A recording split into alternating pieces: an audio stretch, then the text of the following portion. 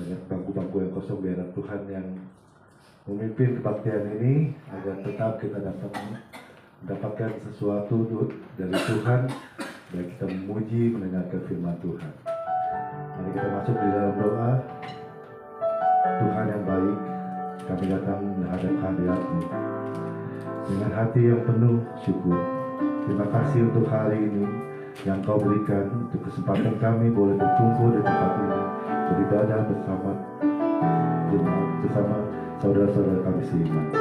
Saat ini Tuhan, kami menyerahkan seluruh ibadah ini ke dalam tangan-Mu.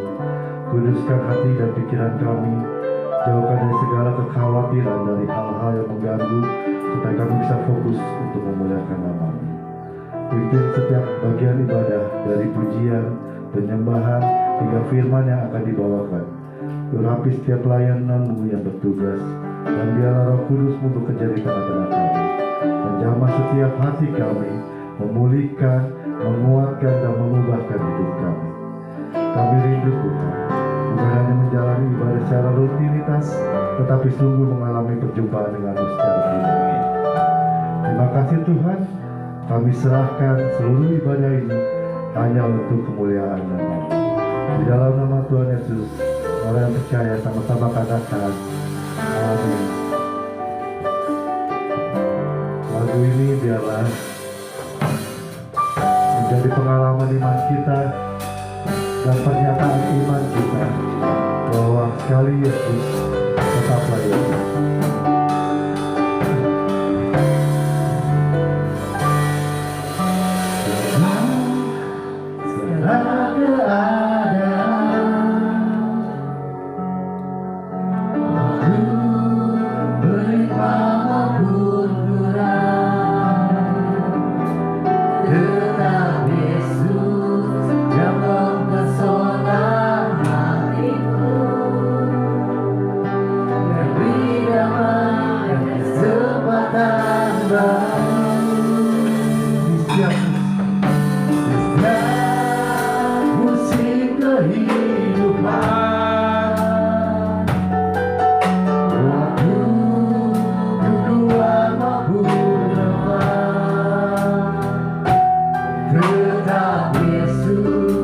Yang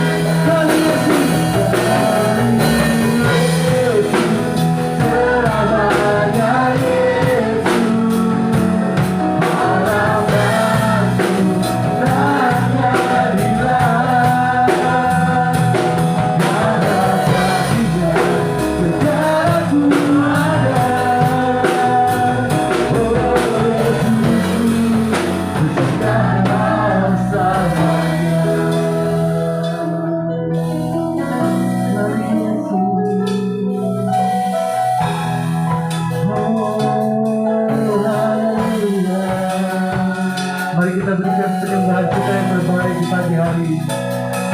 Memuji nama-Mu Tuhan.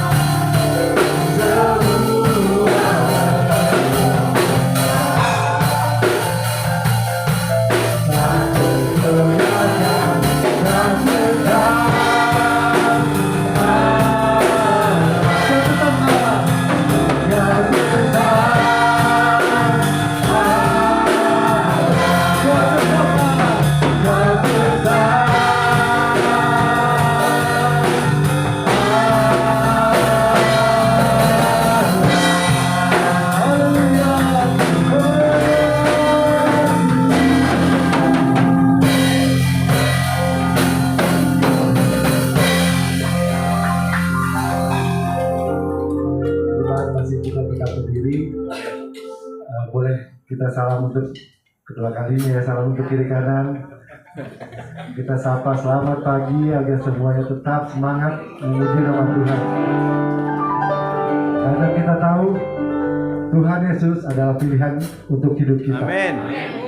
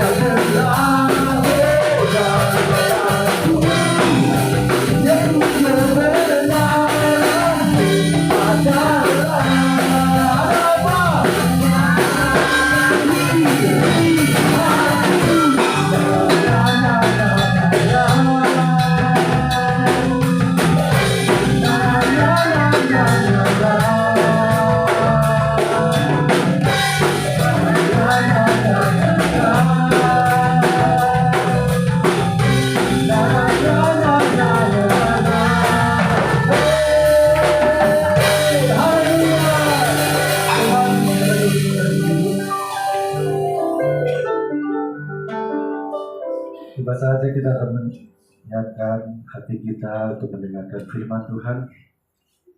Saat ini kita tidak hanya akan menyanyikan lagu, tapi menyatakan kerinduan kita dalam mengejar hadir Tuhan di dalam hidup kita. Mari kita datang membawa sembah kita, membuka hati kita, mempersiapkan diri untuk menerima firman Tuhan yang akan mengubahkan hidup kita.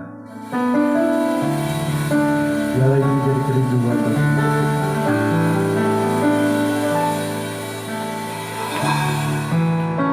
Dekat padamu, itu rinduku. Katakan setiap kataku. Setiap katamu, kau pun menunggu.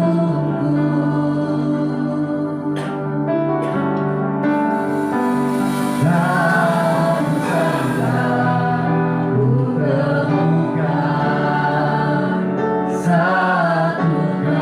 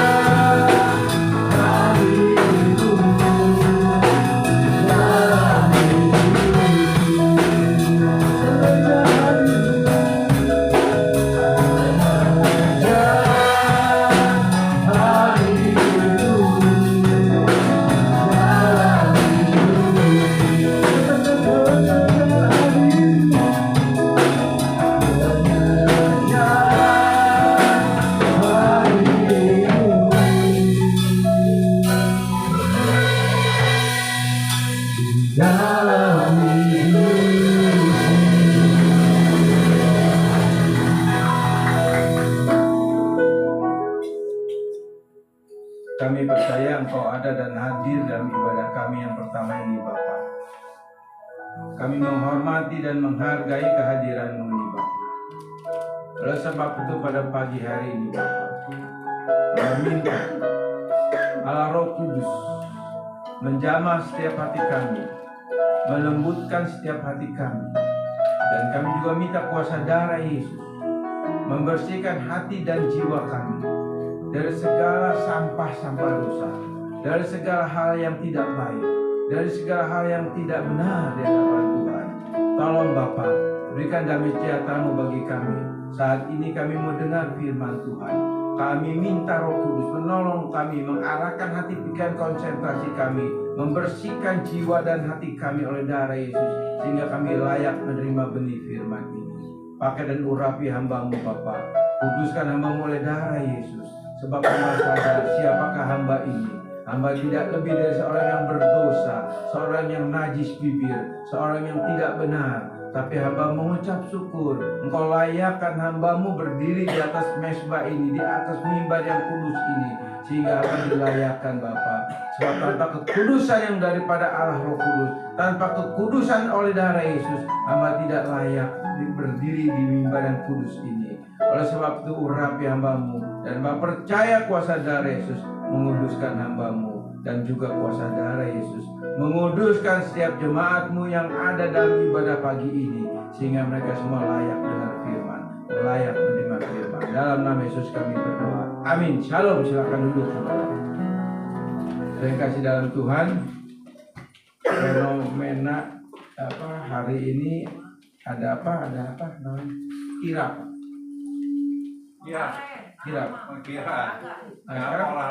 Olahraga ya. Jadi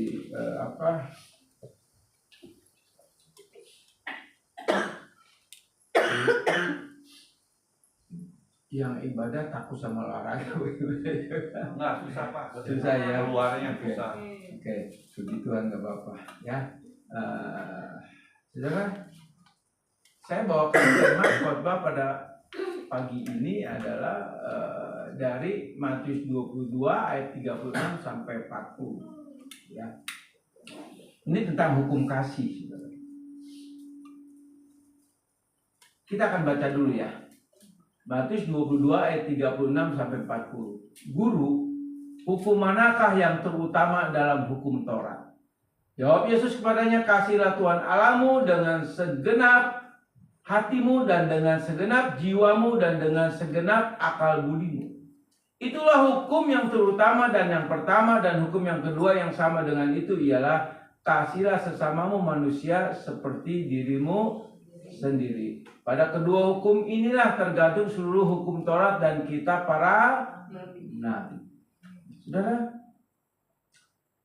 dari ayat 36 ya sampai 40 ini kalau kita lihat strukturnya sebetulnya dari 34 ya. Harusnya dari 34, tapi oke lah, ini dipersingkat 36 sampai 40. Struktur dari hukum yang terutama ini tentang hukum kasih ini itu dari ayat 34 sampai ayat 40 ini dibagi 3 bagian, saudara. Dibagi 3 bagian. Yang pertama ayat 34 sampai 35 ini pertanyaan ya, di mana sekelompok orang Farisi ya, berusaha untuk mencobai Yesus atau menjebak Yesus. Dalam bahasa asli disebut itu peiraso, artinya menjebak, bukan mencoba ya, menjebak. Nah, kalau kata-kata mereka sepakat untuk menjebak, berarti itu punya niat yang tidak baik. Betul? Punya niat yang tidak baik. Itu ayat 34, 35. Ayat 36 ya, itu bicara perintah, hukum Taurat. Ayat 37 sampai 40 ini hukum kasih. Nah, saudara, jadi dari ayat 34 sampai ayat 40 ini dibagi 3 bagian. Ayat 34 sampai 35 ini adalah bicara mengenai posisi seorang Farisi yang berdosa di mata Allah. Berdosa di mata Allah. Kenapa berdosanya? Nanti saya jelaskan. Ayat 36 Ini si orang Farisi ini mencobai Yesus atau mau menjebak Yesus dengan pertanyaan hukum Taurat mana, ya gitu. Dikatakan, guru, hukum Taurat mana yang terutama?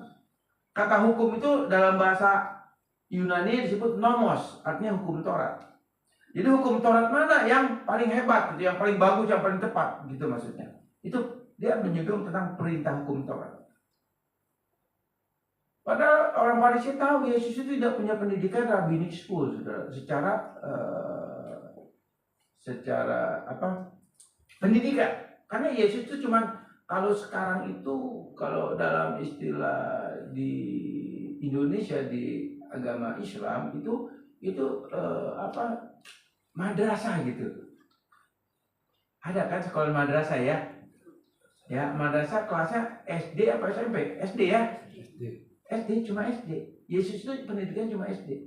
Orang Farisi ini pendidikannya S2, S3, rabbinic school, saudara. Ya. Nah, mereka sengaja mau mencoba Yesus dengan pertanyaan 36, ayat 36, karena mereka tahu Yesus itu tidak punya pendidikan secara formal. Gitu, ya. Kita harus mengerti sejarahnya dulu, saudara. Nah, ayat 37 sampai 40, Yesus memberikan jawaban yang membuat orang Farisi tidak bisa lagi berkutik, tidak bisa lagi mati kutu gitu lah ya, mati kutu dengan jawaban yang luar biasa ayat 37 40 yang tidak mereka sangka. Kenapa ayat 34 35 dikatakan ini kelompok Farisi orang berdosa yang mau berusaha menjebak Yesus? Karena motivasi seorang Farisi ini bukan mencari kebenaran, tapi hanya mencari bagaimana untuk menjebak Yesus, menjatuhkan Yesus dengan pertanyaan tentang hukum Taurat. Sedangkan mereka tahu Yesus adalah pendidikan cuma sampai SD, sekolah dasar. Sedangkan mereka memiliki pendidikan teologi S2, S3, saudara. Kenapa? Orang Farisi ini adalah orang-orang yang duduk di mahkamah agama yang disebut Sanhedrin. Jadi orang yang paling pintar, orang yang paling hebat nih orang Farisi ini. Gitu, saudara. Jadi apa ya? Intelektual rohani. Begitu. Jadi dia berusaha untuk menyebabkan, dia tahu di pendidikan Yesus cuman SD. Gitu. Maka dari itu ayat 35 karena hukum itu nomos. Artinya hukum Taurat mana sih yang paling hebat gitu, yang paling utama? Ternyata Yesus jawab, mereka tidak bisa berkutik, saudara. Nah, kenapa mereka punya niat yang tidak baik? Kalau kita baca di dalam Matius 23 ayat 27, ya saya bacakan. Celaka kamu, hai ahli Taurat. Ini menunjuk kepada orang Farisi dan Saduki, ya. Celaka kamu, hai ahli Taurat, orang Farisi. Kamu orang-orang munafik, sebab kamu sama seperti kuburan yang ditabur putih dan sebelah luarnya memang bersih tampaknya, tetapi yang sebelah dalamnya penuh dengan tulang belulang dan jenis kotoran. Jadi kalau kita lihat bagaimana si ahli Taurat ini, orang Farisi, orang Saduki ini, Tuhan tahu hati mereka. Oke, kamu secara fisik, fenomena luar, penampilan luar, kamu itu rohani. Bagus, bahasanya bahasa firman, bahasa rohani. Shalom, puji Tuhan dan lain sebagainya. Tapi hatimu busuk. Hatimu enggak bagus. Selalu mencari kesalahan orang lain. Bagaimana menjatuhkan orang lain. Jadi ayat 34-35 itu bicara mengenai orang Farisi yang sebetulnya orang yang berdosa. Walaupun pakai jubah keagamaan. Hati-hati, saudara. Nggak jamin, ya. Seperti contoh saya sebagai hamba Tuhan di tempat ini gembala. Nggak jamin, saudara. Yang tahu hati saya itu Tuhan. Bagaimana hati saya? Tentang hati saya, Tuhan yang tahu. Saya kan bisa pakai topeng. Nangkep ya? Saya bisa katakan saya mengasihi kamu. Saya mencintai kamu. Apakah betul itu dari hati kita? Bukan seperti orang Farisi ini. Muka manis, perkataan manis. Tapi kalau kita lihat di ayat yang ke-27 dari Matius pasal 23. Kamu seperti kuburan yang di dalamnya penuh tulang belulang. Saudara, kalau kita lihat orang yang sudah meninggal, itu ada proses naturalisasi.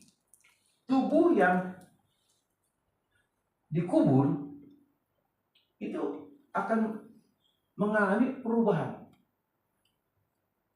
Dari 40 hari, dari 3 hari, seminggu, 40 hari, 100 hari, sampai 1 tahun kalau nggak salah itu tinggal tulang belulang. Tapi proses dari hari ketiga sampai hari ke-100 itu kebusukan tubuh kita, saudara, kalau kita mati. Makanya kalau orang meninggal yang bukan non Kristen, misalnya kalau orang Muslim kan meninggal langsung dikubur. Kalau kita kebanyakan kan tunggu 3-4 hari, betul nggak? Dan itu diformalin supaya nggak busuk. Saudara, hati-hati saudara. Kembali kita cek diri kita, siapa kita.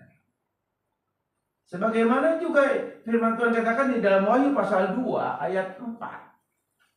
Kepada jemaat di Efesus, Tuhan bicara apa? Kamu telah meninggalkan kasihmu yang mula-mula. Artinya apa? Maksud ayat 4 itu dari Wahyu pasal 2 itu bicara mengenai kamu sudah tidak mengasihi aku lagi. Padahal kita tahu jemaat Efesus jemaat yang mendirikan 7 jemaat. 7 gereja yang luar biasa. Mereka jago teologinya, mereka rajin ibadahnya, mereka rajin melayaninya. Tapi firman Tuhan katakan apa? Kamu sudah tidak mengasihi aku lagi.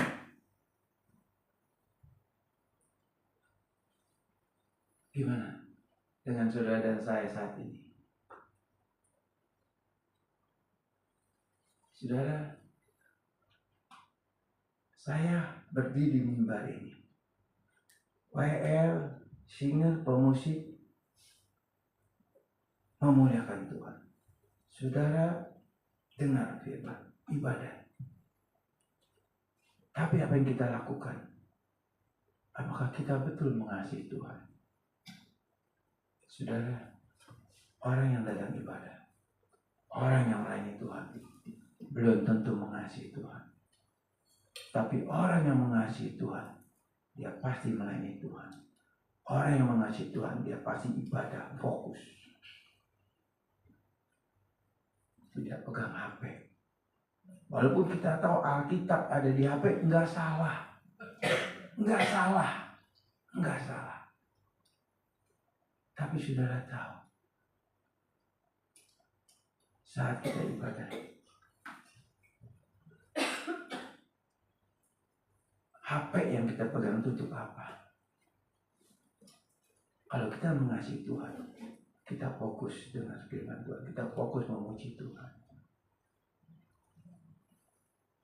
Jemaat di Laodikia juga firman Tuhan katakan apa di dalam Wahyu pasal 3 ayat 13, 14, 15. Dia katakan apa? Kasihmu itu suam-suam kuku, panas enggak, dingin enggak, aku muntahin kamu. Wah, jijik. Dengan ketidakseriusan kita. Kita bisa lakukan itu karena satu hal, karena kita tidak mengasihi Allah. Walaupun status kita ini pelayan, status kita ini jemaat aktif, tapi fakta kita tidak mengasihi Allah. Dia tahu siapa kita. Hati-hati saudara. Karena Tuhan melihat hati. Saya nggak tahu hati saudara saat ini. Nggak ngerti. Saya nggak paham hati saudara seperti apa. Nabi Samuel aja, kalau kita lihat dari Samuel pasal berapa ya, pasal 18 atau pasal berapa, Nabi Samuel aja ketika Tuhan utus untuk mengurapi anak Isai, Dari anak yang pertama sampai anak yang ke-6 kalau nggak salah. Yang pertama, wah ini nih yang Tuhan pilih itu gantikan Saul, kan begitu. Karena tinggi besar, ganteng. Tuhan bilang apa? Apa yang dilihat manusia, apa yang dilihat Tuhan tidak sama dengan lihat manusia. Karena manusia melihat lahir, aku melihat hati. Nah, saat ini saudara, betul nggak hati kita tertuju kepada Dia?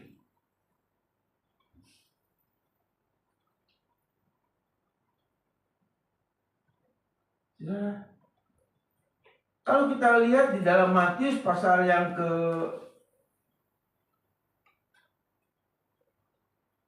Wahyu pasal 3, pasal tentang jemaat di Laodikia. Firman Tuhan katakan apa? Kamu suamku, artinya apa? Sekeras apapun firman Tuhan yang kamu dengar, hatimu tidak tersentuh. Maksudnya itu saudara. Sekeras apapun firman Tuhan, hatimu tidak tersentuh. Hatimu sudah mati. Karena suam-suam kuku. Boleh badan kita ini rajin ibadah, tubuh kita ini aktif, boleh, enggak ada masalah. Cuma buat apa penilaian manusia? Enggak ada artinya sebenarnya. Enggak ada artinya. Oke?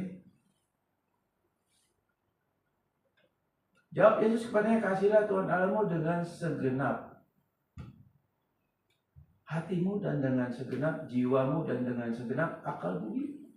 Kata segenap itu holos. Holos artinya, ini holos di sini bicara kata sifat. Ya. Kalau kata sifat, kalau kata sifat itu artinya kita tahu yang menjadi objek kita. Kita kenal yang menjadi objek kita. Kenapa enggak? Contoh.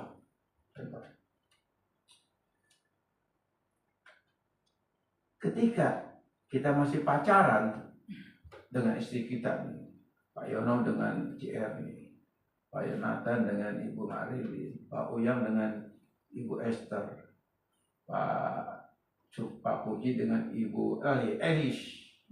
Wah. Cuman ini Ibu Kristina suaminya di sana.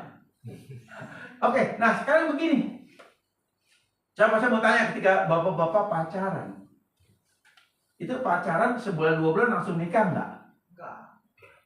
Pak nikah? Enggak. Kenapa enggak? Ya harus saling mengenal dulu. Gimana? Masing-masing. Setahun doang? 2 tahun? Sebulan? Setahun. Hah? Tahun. 2 tahun. Oh, lupa lagi banget.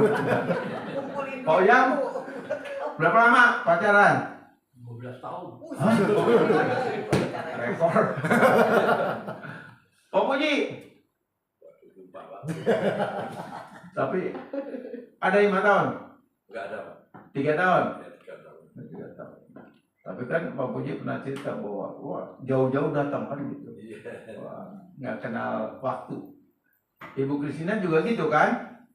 Nggak langsung dijodohin gitu zaman Siti Nurbaya kan? Ya. Nah, berarti kita saling mengenal dulu, betul nggak? Baru menikah. Betul nggak? Nah, kata holos itu seperti itu. Jadi kita tahu objek kita. Nangkep nggak? Nah ini yang Tuhan maksud. Sehingga orang Farisi nggak bisa jawab apa-apa lagi. Isinya ya, mungkin di dalam diri orang Farisi atau kelompok orang Farisi, gila ini orang. Mungkin begitu saudara. Lulusan SD kok bisa ya? Nangkep nggak? Itu. Jadi dikatakan, Yesus katakan kepada mereka, kasihlah Tuhan kamu dengan segenap. Holos, artinya kamu tahu objek Allah kamu itu siapa. Kenal Allah kamu itu siapa. Ini sebetulnya kata sindiran buat orang Farisi. Kamu punya pendidikan teologi, ilmu tentang Allah, kan begitu. Tapi faktanya kamu nggak holos, kamu nggak kenal dia sehingga kamu tidak bisa dengan mulut hatimu mengasihi Allah. Yang ada di dalam diri kamu hanya untuk bisa menguji orang, menjatuhkan orang, bagaimana? Tahu nggak? Kita kalau pacaran, kesukaan istri kita apa dulu? Apa kita dibeliin? Betul nggak Pak? Betul nggak Pak? Oh ya? Enggak. Sama duitnya, Pak. Pak Puji gimana? Ya kalau punya duit beliin. Tapi ibu gimana, dibeli nggak? Enggak, Pak. Loh, Tapi diiyain, Pak. Belinya apa nggak tahu. oh iya, oke. Nah, kita balik lagi. Ya, polos. Jadi kita bisa mengasihi dengan sebenarnya karena kita udah kenal objeknya. Kenal nggak? Objeknya. Oke ya.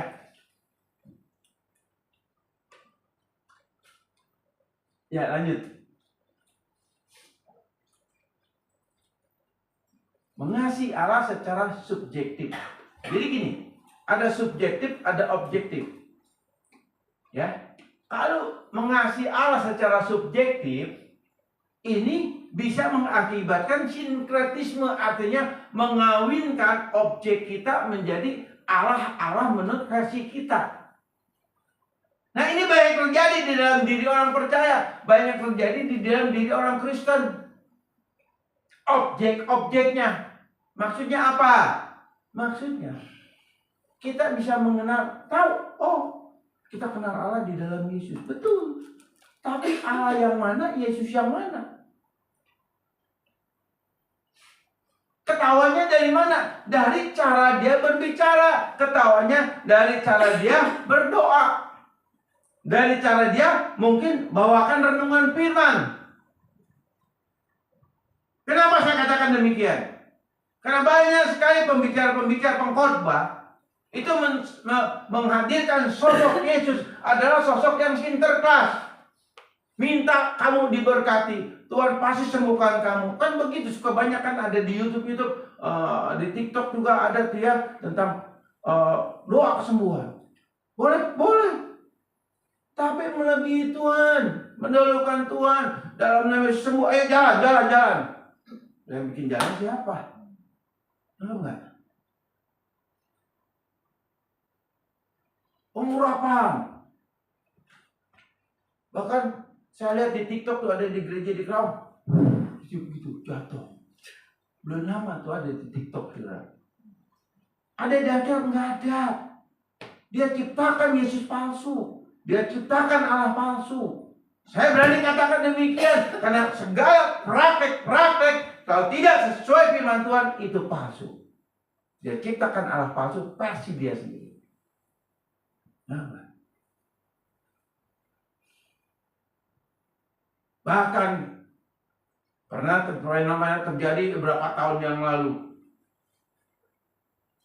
anak pendeta besar yang tubuhnya tambun, GL gitu ya, anaknya namanya ya GL juga tuh ya, kalau nggak salah ya, GL bukan Honda GL. Sepatunya ditaruh di atas meja supaya ada tuh, ada YouTube-nya ada. Gila nggak saudara? Ini ngawur, saudara.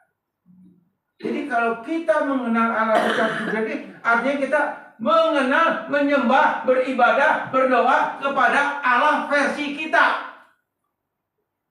Sebagaimana juga di dalam Keluaran pasal 32 itu ayat 4, bagaimana ketika bangsa Israel ketika Musa beluntur 40 hari mereka membuat lembu emas.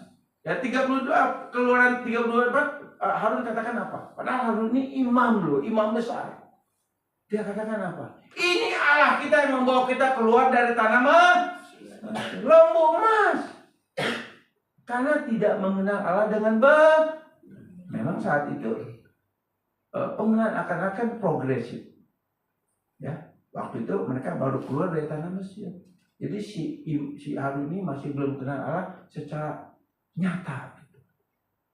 Jadi yang ada di dalam konsep pikirannya, loh ini Allah yang membawa kita keluar dari tanah Mesir, lembu emas.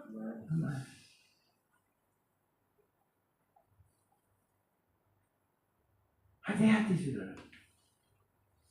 Saat ini juga banyak gereja-gereja yang organisasi yang menampilkan sosok Allah, sosok Yesus versi dirinya sendiri, versi dari selera jemaatnya, selera kedagingannya.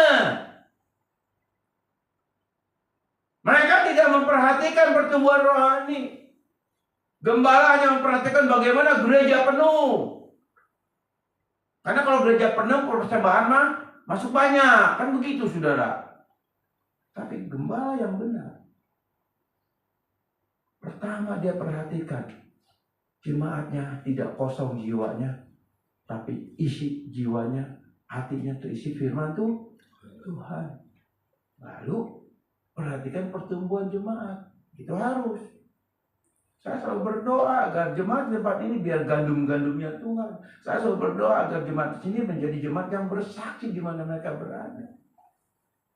Saya nggak berdoa yang pertama untuk jiwa-jiwa supaya dipenuhi tempat ini, enggak. Pertama itu.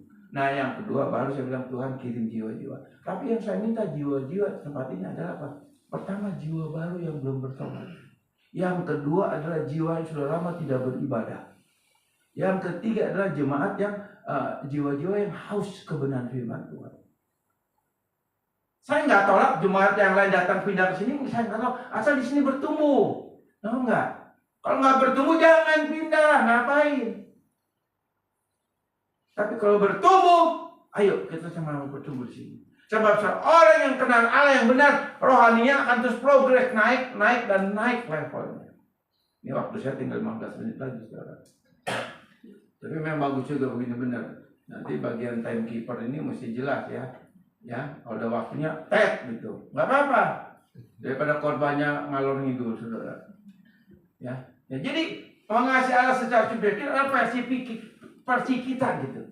Atau kita dapat input-input dari khotbah-khotbah yang nggak jelas. Hamba-hamba Tuhan yang nggak mau belajar. Gitu, saudara. Ya. Kita harus pahami, saudara. Nah, di grup kemarin saya tulis kasih, doktrin kasih. Ada kata benda, kata kerja, kata sifat. Nah, kata benda itu bicara apa sih? Bicara apa yang kita miliki. Kalau kita sudah dilahir baru kan percaya kepada Yesus sebagai Tuhan dan Juru Selamat, otomatis Roh Kudus ada di dalam natur kita. Kalau Roh Kudus ada di dalam natur kita atau Roh Allah ada di dalam natur kita, otomatis kasih Allah itu ada nggak dalam diri kita? Ada.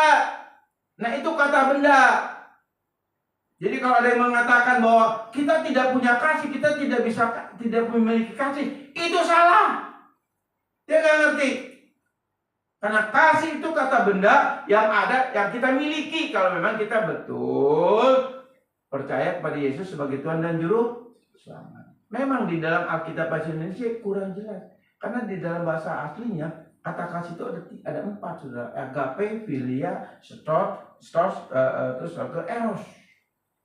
Nah ini selalu sama di bahasa Indonesia. Jadi kita nggak bisa membedakan juga mana kata bendanya, mana kata kerjanya, mana kata sifatnya juga nggak ada. Nggak jelas dalam bahasa Indonesia. Tapi kalau dalam bahasa asli strukturalnya itu jelas sekali, saudara. Karena saya punya Alkitab bahasa Yunani. Saya punya. Saya belajar. Saya ngerti. Gitu. Jadi kalau kita punya kata benda, berarti kata benda itu tidak berdiri sendiri, akan melahirkan kata kerja, yaitu mengasihi. Ada tindakan. Karena kita punya kasih, ada tindakan kita mengasihi. Nah, lalu kata sifat itu apa? Kata sifat yang tadi saya katakan holos itu kan segenap hati.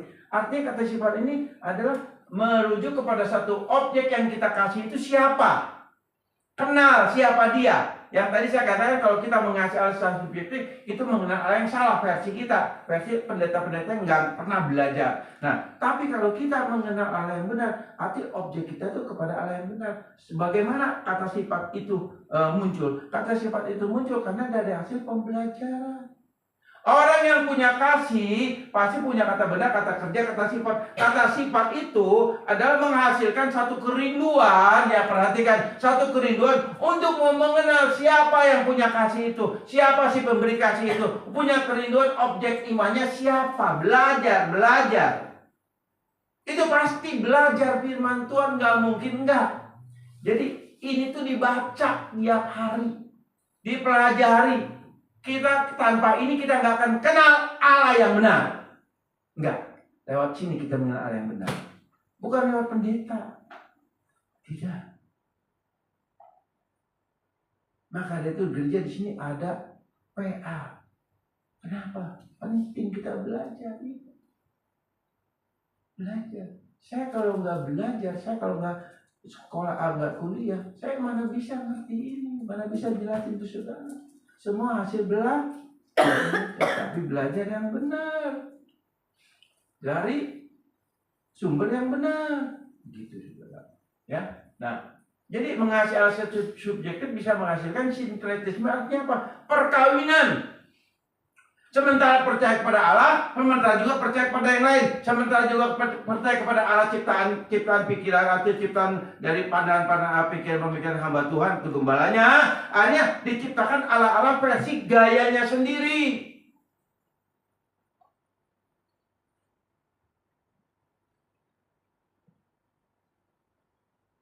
Hati-hati saudara.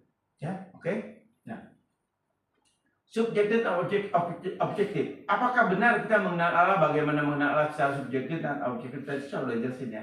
Lanjut. Karena waktunya nih. Ayo cepat dikit. Bila subjektif kita tidak perlu lagi belajar firman. Kalau subjektif ya. Karena kita udah punya versi Allah sendiri. Nangkep nggak? Nangkep nggak? Kita punya versi Allah sendiri. Nah kalau saya mau tanya yang tadi pacarannya Pak Yono, Pak Puji, Pak Yonatan, Pak Uyang dan lain sebagainya, Ibu Christine. Saya yakin ketika pacaran kan saling mengenal, mempelajari satu dengan yang lain. Betul nggak? Betul nggak Pak Puji? Benar? Yakin kan? Yakin nggak Pak Puji? Yakin kan? Mantap. Oh, Pak Yonatan yakin, Pak Uyang yakin kan? Saya yakin. Ika yang lama kita berkati juga pasti dia mempelajari Beni itu seperti apa. Betul nggak Ika? Bukan nurul gini, nurutan ya. Nah, jadi kita harus kenal. Jadi tentu kalau kita mengenal pacar kita bukan tentu secara manusia saya ingin punya pacar calon istri seperti ini, betul nggak?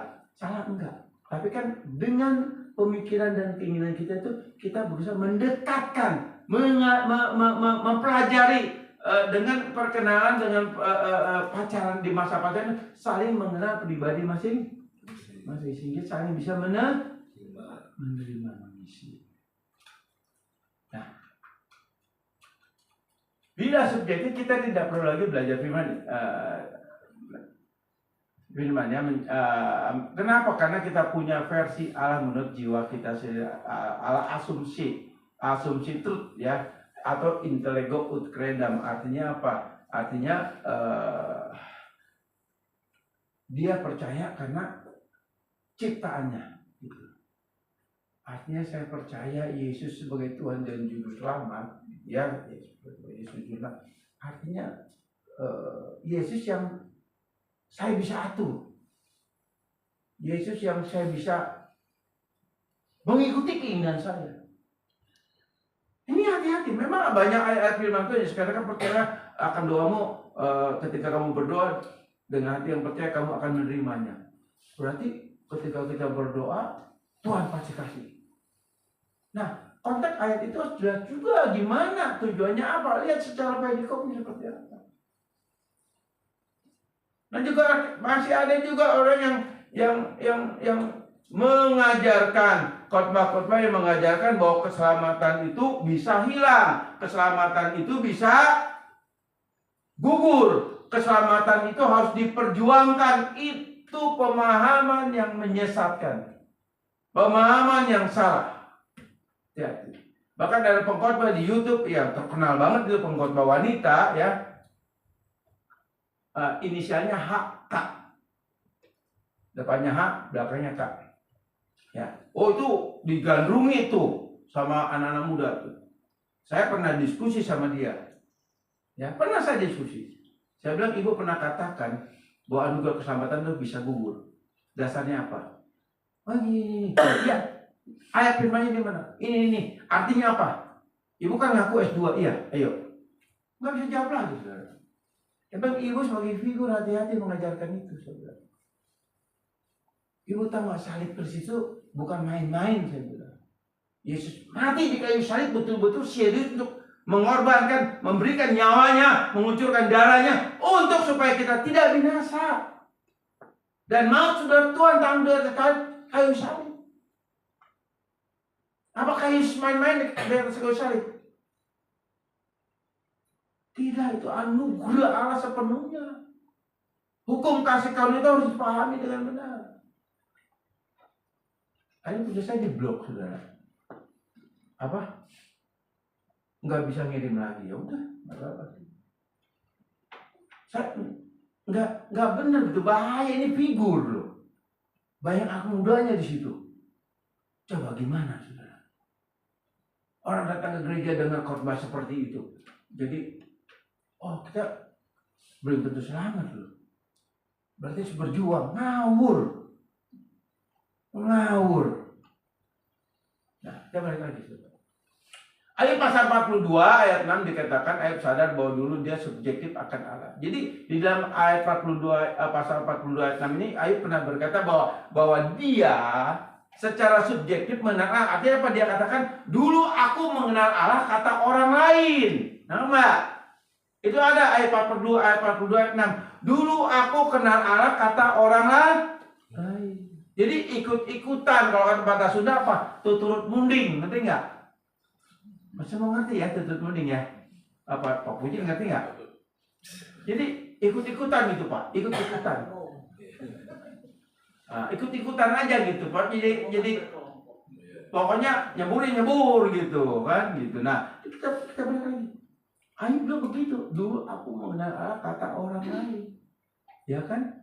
Tapi sekarang aku mengenal secara pribadi siapa Allahku itu. Nah, tahu nggak? Nah, ini jam tuh udah ada tersisa 5 menit. Tuh. Ini malah jam 9 lewat 5 menit. Tenang aja. Kan kita selesainya jam apa? 9.30 ya. Kalau bisa 9.20, 25 udah selesai. Bentar. Jadi Ayub mengenal kata orang lain ke Allah, tapi secara pribadi dia suka mengenalnya. Lalu Roma 10 ayat 3 juga dikatakan tentang bagaimana orang Farisi, kelompok-kelompok ahli Taurat dan orang-orang Yahudi menolak Yesus sebagai Mesias karena mereka berpikir bahwa Mesias yang mereka harap, mereka pelajari dari para imam itu adalah Mesias sebagai juru selamat politik. Jadi Yesus datang itu sebagai juru selamat politik. Artinya apa? Akan memulihkan kerajaan Daud. Jadi secara politik. Sehingga ketika Yesus lahir mereka tolak.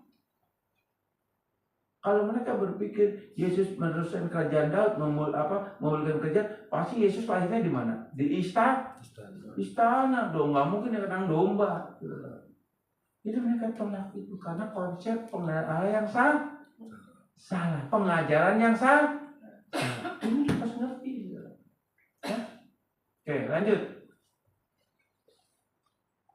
Bila objektif, Efesus 2:8 dikatakan kalau objektif berarti kita pertama mengalami kelahiran baru, yang kedua kita menerima konversi atau menerima iman dan pertobatan, sehingga kita punya kesadaran rohani, kedisiplinan rohani, kegelisahan rohani. Itu pasti, saudara ya. Objek kita dalam perintah agung ini adalah Allah dan Allah dan sesama kita. Jadi hukum kasih ini objeknya Allah dan sama kita. Kita harus mengenal siapa Allah dalam ayat ini. Tanpa kita mengenal dengan benar, kita tidak bedanya dengan mereka yang beragama lain. Gak ada bedanya. Agama lain juga punya Allahnya, punya versi Allah masing-masing. Tapi Allah yang kita kenal di dalam Yesus Kristus Tuhan, Allah yang benar dan satu-satunya Allah, pencipta dan penguasa alam semesta. Oke, lanjut. Habis. Kasihlah Tuhan Allahmu dengan segenap hatimu. Apa arti segenap? Olos. Ya, tadi saya sudah jelaskannya. Artinya 100% sempurna dan tidak mendua. Artinya kita fokus kepada satu objek yang kita kenal secara pribadi. Lanjut. Siap bayar harga untuk satu tujuan atau kepentingan. Contoh saat pergi dengan pesawat di waktu subuh, pergi wisata untuk usaha, untuk menguntungkan, kita bisa lakukan. Artinya apa? Kata holos itu juga punya arti seperti itu. Misalnya gini, kalau kita ke satu tujuan, misalnya naik pesawat. Pesawat tunggu kita tunggu pesawat. Halo? Pesawat tunggu kita apa kita tunggu pesawat? Hah? Kita nunggu pesawat. Pesawat tunggu kita nunggu pesawat. Kita nunggu pesawat boarding. Gimana sih? Kalau naik kereta nunggu kita nunggu kereta. Kita nunggu kereta. Betul nggak? Boarding, betul nggak? Iya. Kalau bis beda. Kalau bis waktunya gimana? Yang pernah naik bis? Sampai penuh. Nunggu kita apa kita? Dia nunggu kita apa kita nunggu bis? Hah? Penuh belum jalan. Tergantung ya. Ada jamnya kan? Jam sekian kan gitu. Ya, jadi masih oke. Tapi kalau pesawat biasanya enggak, yang pesawat yang bagus nggak pernah delay kan begitu. Kereta juga gitu. Saya pernah ketinggalan kereta, saudara, karena macet. Ya udah apa yang hangus. Di kereta nggak mungkin nunggu saya. Oh tunggu pada ini tuh. Nggak bisa. Kenal juga enggak. Ya saya nunggu. Jadi, nah holos itu artinya gitu. Artinya kita siapin waktu kita. Nah ibadah juga sama. Siapin waktu kita mau ibadah. Siapkan pelayanan kita untuk kita melayani Tuhan. Dengan segenap hati holos. Mempersiapkan sebelumnya. Supaya tepat waktu. Begitu maksudnya. Ya, oke. Nah, padahal untuk masalah ibadah, pelayanan, persembahan, belajar ini tidak bisa kita lakukan segenap hati. Apakah betul kita mengasihi Allah? Itu tadi sudah versinya. Lanjut. Dengan segenap jiwamu, kalimat segenap itu helos lagi. Artinya afeksi kudus yang mengendalikan pikiran dan kehendak mengasihi Allah. Tadi sudah jelasinnya. Ngerti kan? Ngerti dong, udah pinter. Lanjut. Segenap akal budimu, diaonia, digerakkan oleh Roh Kudus mengasihi alatnya. Yang tadi juga saya jelaskan bahwa kita kenal objek kita. Objek kita kenal oleh karena Roh Kudus yang mengilhami, yang memberikan pewahyuan, yang memberikan kepada kita pengenalan dan membawa kita kepada Allah yang benar. Bukan versi objek manusiawi kita, tapi objeknya sesuai firman Tuhan. Diaonia, pikiran yang kenal siapa objek kita. Maksudnya begitu sudah. Tentu pikirannya objek iman kita adalah Alkitab. Apa kata Alkitab? Oke ya. Yang sama dengan itu mengasihi Allah, kasihlah sama manusia seperti dirimu sendiri. Kristus menekankan tidak ada perbedaan mengasihi Allah dan sesama. Kasihlah Tuhan Allahmu dengan segenap hatimu, jiwamu dan akal budimu. Kasihlah sama manusia seperti dirimu sendiri. Yang sama dengan itu ada kalimat yang sama dengan itu. Artinya kalau kita mengasihi Allah 100%, kita harus mengasihi manusia 100%. Tidak ada perbedaan. Mengasihi Allah dan mengasihi sama harus sama levelnya, nilainya harus sama, persentasenya harus sama. Tidak boleh membedakan.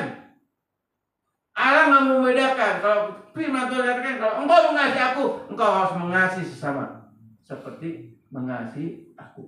Kata sesama ini merujuk kepada siapa? Bukan hanya kepada orang Kristen, bukan hanya kepada jemaat gereja atau orang komunitas gereja kita, tidak. Tapi kata mengasihi ini berarti semua manusia. Tidak pandang bulu orang itu baik, jahat, orang itu bikin kita kecewa, orang itu bikin kesal. Kita tetap harus mengasihi seperti kita mengasihi diri kita sendiri. Ini wajib. Tapi faktanya kita pilah-pilah kasih itu menurut selera jiwa kita. Itu bukan kasih Allah, itu bukan agape, tapi itu filia atau eros atau sos. Jadi penempatan kasih Allah itu kita taruh di bawah, paling bawah levelnya. Karena kita memilah kasih. Sedangkan hukum kasih ini nggak begitu. Artinya pakai kasih Allah itu di dalam hidupmu dan hidup saya.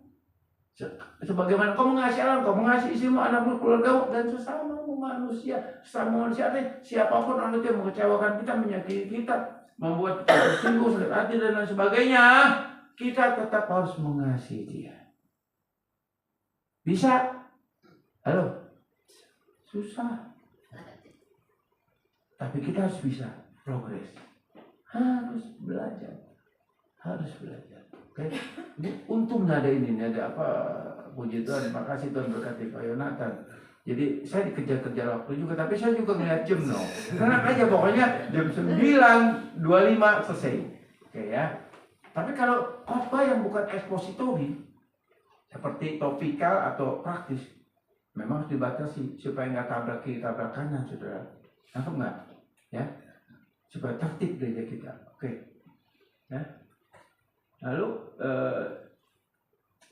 perintah agung ini hanya bisa kita lakukan secara bertahap. Kita jujur, nggak bisa sekaligus, saudara. Saya aja mengasihi Tuhan, jujur. Saya mengasihi Tuhan dan mengasihi istri saya, mengasihi keluarga saya, mengasihi sesama saya.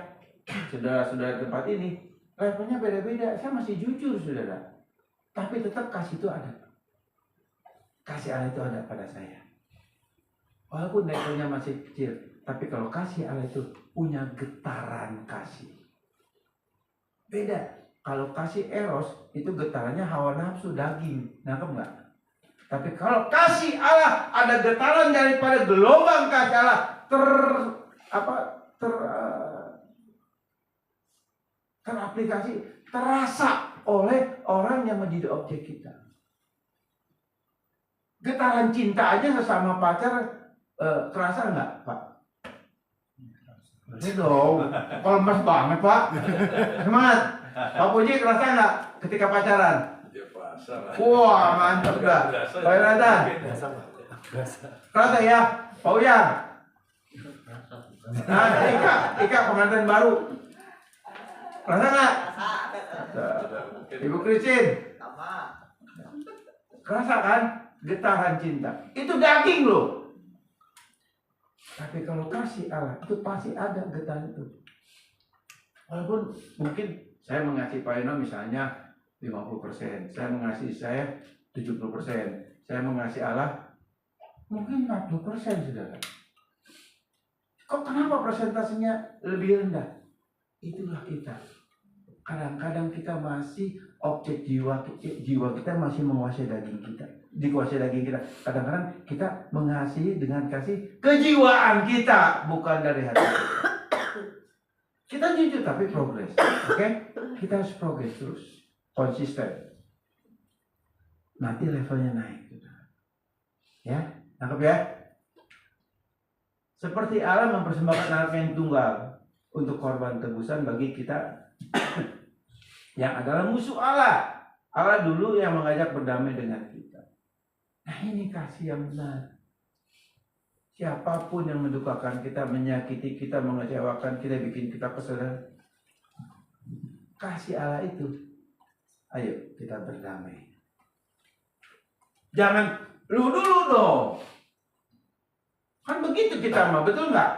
Itu kasih eros, kasih daging, kasih hawa nafsu dosa, nuntut. Tapi kalau kasih Allah yang betul, kita punya kasih Allah, kita akan lebih dulu proaktif untuk merangkul, proaktif untuk mengampuni, proaktif untuk mengadakan pendamaian. Sebagaimana Allah, keharusan pendamaian dari Allah, Yohanes 3:16. Artinya Allah dulu yang turun ke dunia mengajak manusia, ayo kita berdamai. Bahkan dia mau mati di kayu salib ketika kita masih menjadi setrunya Allah.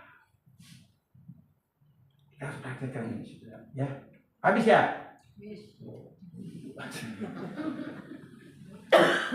Sudah kasih dalam Tuhan.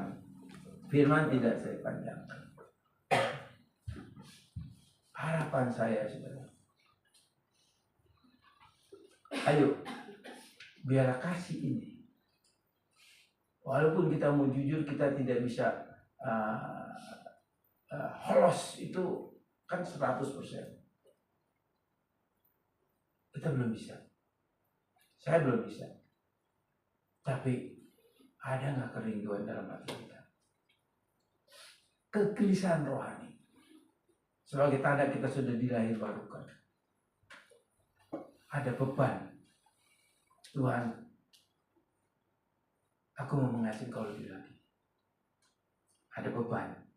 Tuhan, aku mau mengasihi keluargaku, istriku, suamiku, anak-anakku. Aku mau mengasihi sahabat-sahabatku. Aku mau mengasihi jemaat komunitas yang ada di GKS ini. Aku mau mengasihi orang-orang yang mungkin mendukakan aku, yang mengecewakan aku, yang menyakiti aku. Tuhan, mampukan aku. Mari kita belajar. Saudara, saya pun belajar. Percayalah, kita akan progres terus. Saya undang musik untuk mereka. Kita akan nyanyikan satu lagu, saudara. Kasih Allahku sungguh telah terbukti. Kita nyanyikan lagu ini, kasih Allahku sungguh telah terbukti.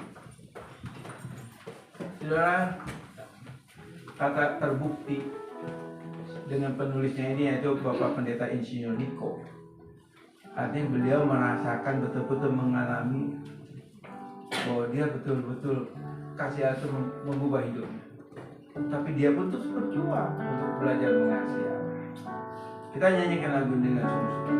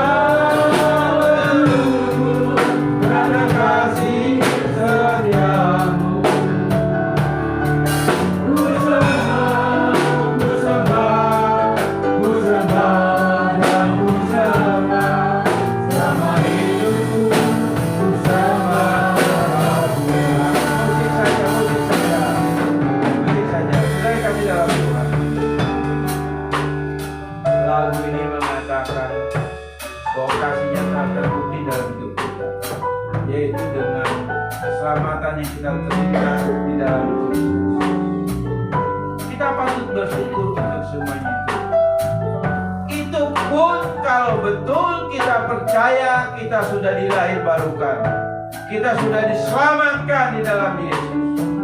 Kita patut mengucap syukur. Saudara, mempraktekkan kasih Allah yang ada di dalam diri kita itu butuh waktu, itu proses, itu progres. Tapi percayalah, kalau engkau sudah dilahirbarukan, kalau engkau sudah menerima konversi iman dan pertobatan, percayalah, ada kegelisahan rohani di dalam rohmu untuk terusmu menaikkan level mengasihi itu. Mengasihi Allah, mengasihi sesama tanpa melihat status. Sudah kasih dalam Tuhan, kita perlu berdoa setiap hari agar Tuhan menolong kita, memberikan kekuatan. Roh Kudus memampukan kita untuk kita terus menyalipkan kedagingan kita, menyangkal diri kita untuk mendahulukan kasih Allah yang terutama dalam hidup kita setiap hari dimanapun kita berada. Percayalah, ketika engkau ada kerinduan itu, sesungguhnya engkau sudah dilahirbarukan. Sesungguhnya engkau sudah menerima anugerah iman dan keselamatan, dan namamu tercatat dalam buku anak domba. Biarlah lagu ini kita nyanyikan sebagai komitmen kita bahwa kita mau mengasihi Allah dan mengasihi sesama, dan levelnya terus naik dan berani. Jadikan lagu ini sebagai komitmen kita, sebagai doa kita kepada Tuhan. Haleluya.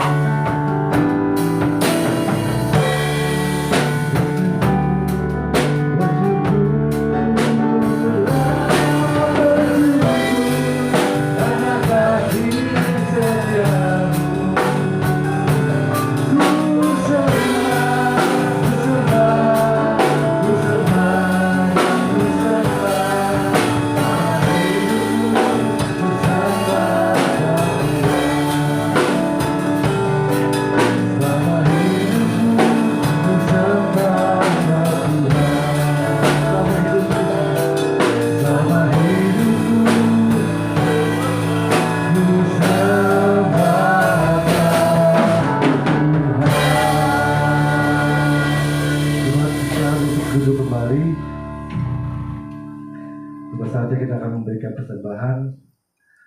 Terima kasih untuk firman Tuhan yang sudah dibawakan oleh Pak Gem.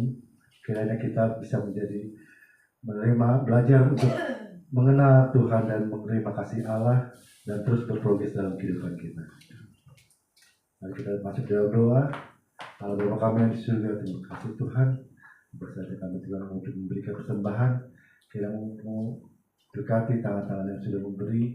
Kiranya persembahan ini berguna untuk pekerjaanmu dan gereja di tempat ini. Terima kasih Tuhan, dalam nama Tuhan Yesus bersama kami dalam hidup. Amin.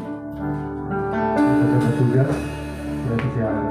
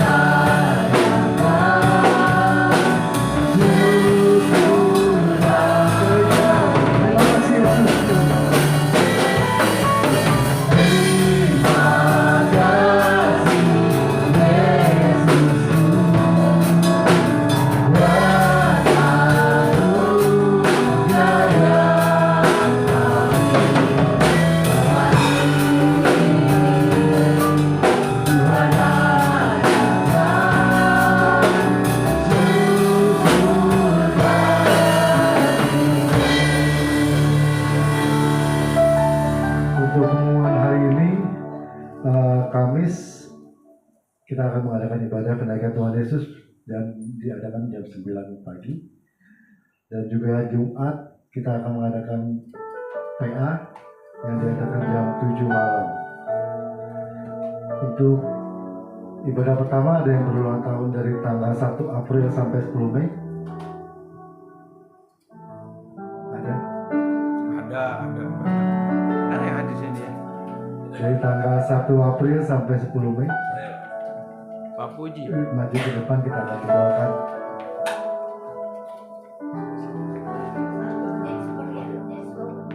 Jesper mana Jesper? Panggil.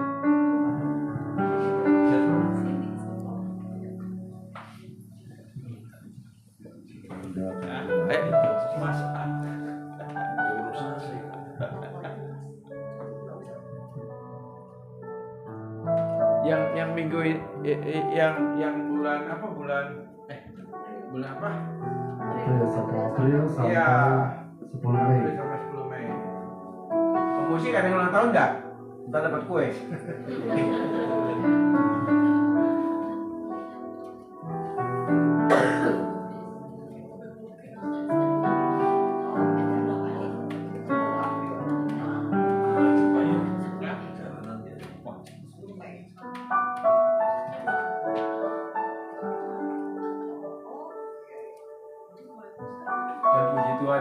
Kita tertib sekarang ya, sejam setengah selesai nih, bagus ya.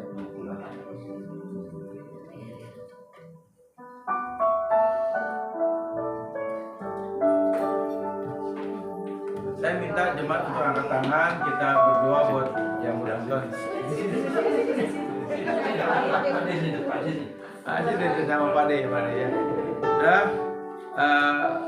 mulai bulan ini ya dan seterusnya itu Tuhan gerakin saya itu untuk berdoa untuk ulang tahun itu untuk tumpangin tangan saudara. Tuhan gerakin saya seperti itu. Sebetulnya dari bulan-bulan kemarin, tapi saya mengeraskan hati. Saya pikir dari minggu lalu cukup. Tapi sekarang saya mau taat kepada kehendak Tuhan. Ya, ayo kita angkat tangan kita. Berdiri juga boleh, saudara, nggak rugi ya. Ya, kita berdoa buat anak-anak Tuhan yang berulang tahun pada hari ini ya, pada bulan April dan sampai tanggal 10 Mei. Bapak, hamba berdoa pagi ini buat anak-anakmu yang berulang tahun. Hamba percaya tidak ada sesuatu yang kebetulan di dalam kau punya rencana dan rencanamu indah buat anak-anakmu ini Bapak. Hamba berdoa saat ini Bapak dalam nama Tuhan Yesus, memberkati hambamu Pak Puji, berikan selalu kesehatan bagi hambamu, berkati kehidupannya, berkati keluarganya, istri dan kedua anaknya, berkati baik Fian maupun Hebat, sehingga mereka menjadi anak-anak yang menyenangkan Engkau. Dan Bapak percaya masa depan kedua anak ini ada di tangan-Mu, ada dalam tanggung jawab. Kau juga memberkati Pak Puji sebagai kepala rumah tangga, selalu ada hikmat yang daripada pengurapan selalu ada buat Engkau, dalam nama Tuhan Yesus. Juga Hamba berdoa buat anak Jasper yang berulang tahun juga Bapak. Engkau tambahkan hikmat, kecerdasan buat anakmu ini Bapak. Pertumbuhannya dalam tanggung jawab-Mu, masa depannya dalam tanggung jawab-Mu. Hamba percaya Kau sudah merancangkan masa depan yang indah buat anakmu ini Bapak. Dan Bapak percaya dia akan menjadi berkat, dia akan melayani Engkau, dan bahkan dia akan melalui pelayanan dia akan memuliakan Engkau. Pengurapan ada lewat anak ini Bapak. Dalam nama Yesus, Hamba menyerahkan anak Jasper ini dalam tangan. Terima kasih Bapak. Semuanya Hamba serahkan di dalam tangan-Mu. Di dalam nama Yesus kami berdoa. Amin. Tuhan memberkati.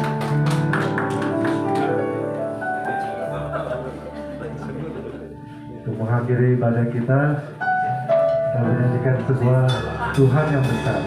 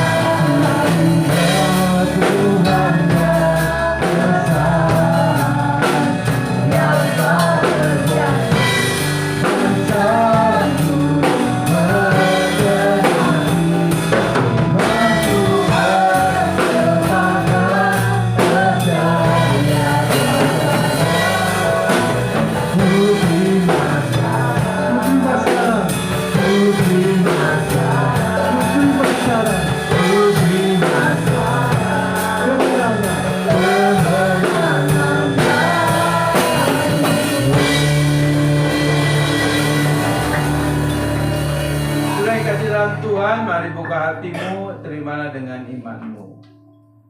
Terimalah berkat daripada Allah Bapa dan Putra dan Roh Kudus, yaitu di dalam kasih karunia Tuhan Yesus. Saudara yang kasih, tetaplah berdoa, tetaplah minta Roh Kudus menanamkan satu kerinduan. Aksi itu selalu ada dan terus hidup di dalam rohmu, untuk engkau mempraktikkan kasih Allah, baik terhadap Allah, terhadap keluargamu, terhadap sesamamu manusia. Dan hamba percaya, aku percaya, saya percaya Tuhan memampukan kalian untuk mengasihi. Dalam nama Yesus, amin. Tuhan memberkati. Tuhan